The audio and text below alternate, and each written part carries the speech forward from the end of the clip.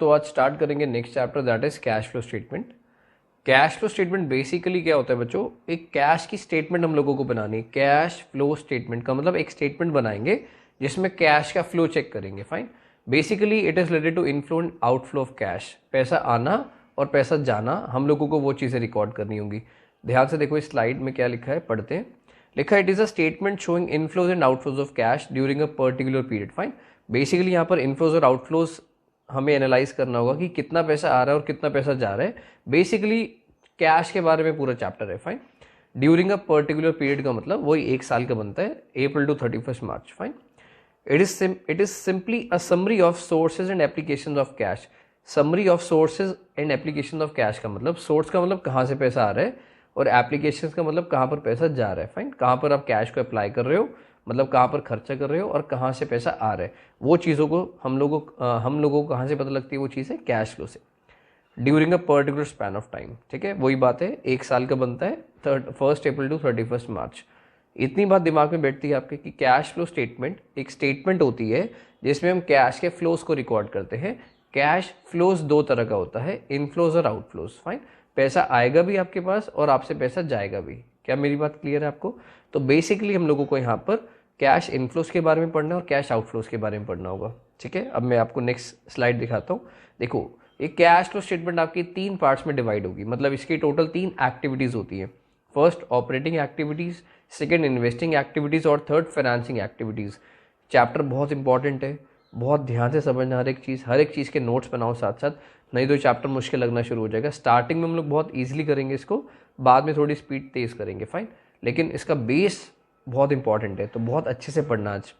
तो cash flow statement में अभी तक मैंने आपको क्या बताया, इनफ्लो और आउटफ्लोज को रिकॉर्ड करते हैं। अब फर्दर चलते हैं, इसमें हम लोग 3 एक्टिविटीज़ पढ़ेंगे, ऑपरेटिंग, इन्वेस्टिंग और फाइनेंसिंग। एक बार बोलोगे फटाफट, ऑपरेटिंग एक्टिविटीज़, इन्वेस्टिंग और फाइनेंसिंग एक्टिविटीज़। फाइन, ऑपरेटिंग में क्या, अच्छा एक चीज़ ये ज़रा ध्यान से चेक करो, ये फॉर्मेट होता है कैश फ्लो स्टेटमेंट का, दिख रहा है?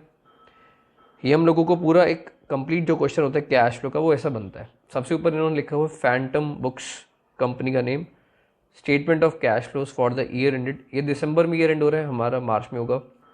मैं बुक्स की बात करूँ, जब हम क्वेश्चंस करेंगे तो नॉर्मली वो ईयर एंड 31 मार्च को करेंगे। फाइन, यहाँ पर ध्यान से देखो, फर्स्ट हेडिंग दिख रही है cash flows from operating activities, वो हो गया। सेकेंड हेडिंग देखो, cash flows from investing activities, ये स्टेप 2 है। जो 37,000 आपको आंसर दिख रहा है, ये इन्वेस्टिंग का आंसर आ रहा है। स्टेप 1 होता है ऑपरेटिंग का आंसर निकालना, जो कि आपको 82,000 दिख रहा है। इसके बाद फाइनेंसिंग एक्टिविटीज़, थर्ड आंसर दिख रहा है 24,000, ये स्टेप 3 रहेगा। इसके बाद स्टेप 4 होता है कैश एंड कैश इक्विवेलेंट्स को डील करना, ये बहुत इजी होता है। तो बेसिकली जो अगर मैं एक्टिविटीज़ की बात कर रहा हूँ तो 3 एक्टिविटीज़ होंगी। कौन कौन सी एक्टिविटीज़ फटाफट से रिवाइज कराओ, ऑपरेटिंग एक्टिविटीज़, इन्वेस्टिंग एक्टिविटीज़ और फाइनेंसिंग एक्टिविटीज़। फाइन, तो अभी हम लोग स्टार्ट करेंगे पहले ऑपरेटिंग एक्टिविटीज़। जितना जल्दी हम लोग इस चैप्टर में प्रैक्टिकल पोर्शन को कवर करेंगे, उतनी जल्दी आपको समझ में आना शुरू हो जाएगा। थियोरिटिकल बातें इस चैप्टर में जचेंगी नहीं। फाइन, तो सीधा जंप करते हैं प्रैक्टिकल चीज़ों की तरफ। सबसे पहले देखो यहाँ पर classification of cash flow statement, इसको हमने वही 3 पार्ट्स में डिवाइड करा, ऑपरेटिंग एक्टिविटीज़, इन्वेस्टिंग और फाइनेंसिंग। सिर्फ बॉक्सेस को देखो ध्यान से। ऑपरेटिंग एक्टिविटीज़ का मतलब क्या होता है, देखो operating as a name suggest, जो हमारे बिजनेस के मेन कोर ऑपरेशंस है, तो जो एक्टिविटीज़ उससे रिलेटेड होंगी वो कहाँ पर आएंगी, ऑपरेटिंग एक्टिविटीज़ में। देखो देयर एग्जांपल सुनो, जैसे डेटर्स से पैसा लेना, क्रेडिटर्स को पेमेंट करना, गुड्स खरीदना, गुड्स को बेचना, ये normal day to day operations का पार्ट होता है ना। सैलरी पे करना, रेंट पे करना, तो ये सब कुछ कौन सी एक्टिविटीज़ का पार्ट होगा, ऑपरेटिंग एक्टिविटीज़। फाइन, बहुत सारी ट्रांजेक्शन हमें क्वेश्चन में गिवन होंगी, तो वी हैव टू क्लासीफाई कि कौन सी चीज़ कौन सी एक्टिविटी में जाने वाली है। और आज की हमारी क्लास इस बारे में कि कौन सी चीज़ कौन सी एक्टिविटी को बिलोंग करती है। फाइन, तो फर्स्ट चीज़ समझ में आई, ऑपरेटिंग एक्टिविटीज़ का मतलब क्या होता है, एक बार पढ़ते हैं। लिखा है operating activities are those activities which are related to the main operation of the business. जो मेन ऑपरेशन है आपका, जो मेन बिजनेस है जिस चीज़ का आपका, उससे जो भी आपके पास कैश आएगा वो हम लोग कहाँ पर रिकॉर्ड करेंगे, ऑपरेटिंग एक्टिविटीज़ में। एग्जाम्पल्स की बात करते हैं, एक क्लोथ मर्चेंट है, वो क्लोथ में डील करता है, उसका मेन ऑपरेशन है क्लोथ का काम। तो जितना भी पैसा खर्च होगा क्लोथ के काम में और जितना भी पैसा आएगा वहाँ से, तो that will be the part of operating activities. Make sense? आपको बात समझ में आ रही है? किसी की मोबाइल की शॉप है, तो वो मोबाइल की शॉप से कितना पैसा कमा रहा है और कितना खर्चा कर रहा है मोबाइल की शॉप के लिए, तो that will the part of operating activities. Make sense? आते हैं इन्वेस्टिंग एक्टिविटीज़ पर, पढ़ते हैं क्या लिखा है। Investing activities are those activities which are related to the acquisition मतलब खरीदना, and disposal of the, disposal का मतलब सेल करना, ऑफ द लॉन्ग टर्म या fix assets of the business. मतलब अगर मैं बात करूँ फिक्स एसेट्स की, जैसे लैंड बिल्डिंग, क्या आप लैंड बिल्डिंग प्लांट मशीनरी में रेगुलरली डील करते हो? नहीं।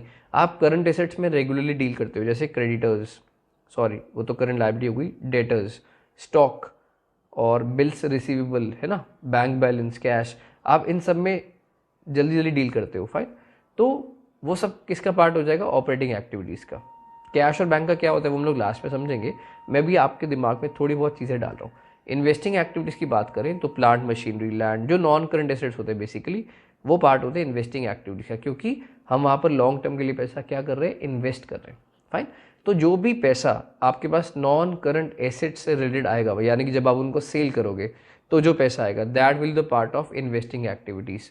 प्लस जब हम कोई नया एसेट खरीदेंगे तो जो पेमेंट करेंगे वो भी किसका पार्ट होगा? इन्वेस्टिंग एक्टिविटीज़ का। फाइन, तो अगर मैं भी इन शॉर्ट बात करूं, करंट एसेट्स और करंट लायबिलिटीज तो ऑपरेटिंग का पार्ट हो जाएंगे, और इन्वेस्टिंग में आएंगे नॉन करंट एसेट्स, जहां पर आप लॉन्ग टर्म के लिए पैसा इन्वेस्ट करते हो, तो ये बना इन्वेस्टिंग एक्टिविटीज़। Got it.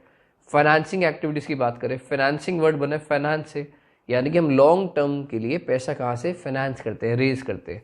अगर आपने फाइनेंशियल मैनेजमेंट चैप्टर पढ़ा है, फैक्टर्स अफेक्टिंग फाइनेंसिंग डिसीजन, अगर आपने पढ़ा है टॉपिक, तो वहाँ पर आपको पता होगा कि मेन मुद्दा क्या रहता है, कब पैसा इक्विटी से उठाया जाए, कब डेट से, वो यहाँ पर है।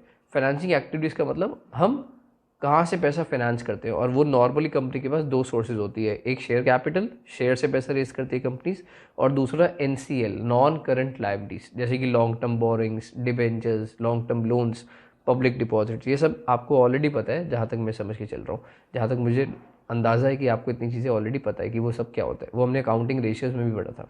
तो पढ़ते हैं फाइनेंसिंग एक्टिविटीज़ में क्या लिखा हुआ है। Financing activities are those activities which are related to the raising and repayment of funds from owners और आउटसाइडर्स। फ्रॉम ओनर्स का मतलब शेयर कैपिटल की बात कर रहे हैं, और आउटसाइडर्स का मतलब they are talking about debentures, loans, public deposits and so on. Fine, तो लॉन्ग टर्म लायबिलिटीज कहाँ पर आएंगी? NCL और शेयर कैपिटल कहाँ पर जाएगा? फाइनेंसिंग एक्टिविटीज़ में। नॉन करंट एसेट्स कहाँ पर जाएंगे? इन्वेस्टिंग में। करंट एसेट्स और करंट लायबिलिटीज कहाँ पर डील होंगे? ऑपरेटिंग एक्टिविटीज़ में। आपको इतनी बात समझ में आती है, तो अब सीधा प्रैक्टिकल पे मूव ऑन करें क्या? चलो।